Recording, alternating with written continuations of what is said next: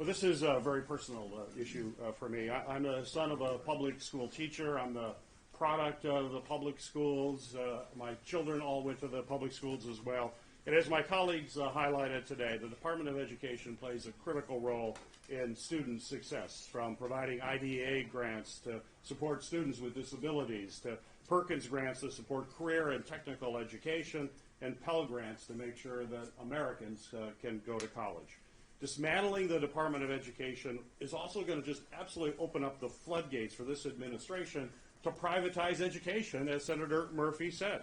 And funding that is taken away from public education, we know where that money is going to go. It's going to give tax breaks to billionaires.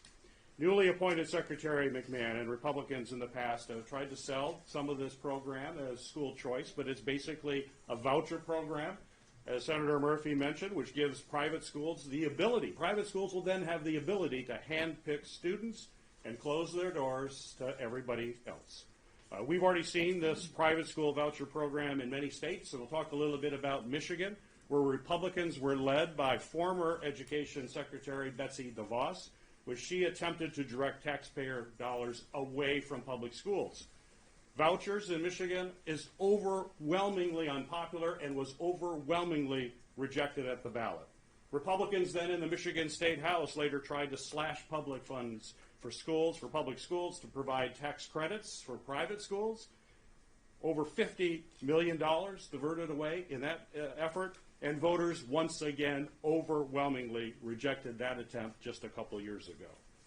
Meanwhile, as Senator Murphy said as well, this is unpopular. 68% of Americans want to boost public education funding and give our kids the education and career opportunities that they deserve. That is an overwhelming majority. Under this executive order, which we don't know when will come, but will likely come soon, it would not only eliminate federal resources for public education, but would also put more power into private schools to make decisions as to who gets education and who doesn't. We all know that these private institutions are going to privatize the bottom line. The needs of students will not be at the top. But perhaps most important reason we need federal Department of Education is to make sure that all students, no matter who they are, no matter where they live, regardless of their economic status, that they have access to quality education and an opportunity to be successful in life. I would urge my Republican colleagues to join us in this effort to make sure that we do everything we can to protect public education, the Department of Education, and give every student the opportunity to be successful. Thank you, Gary. Questions on this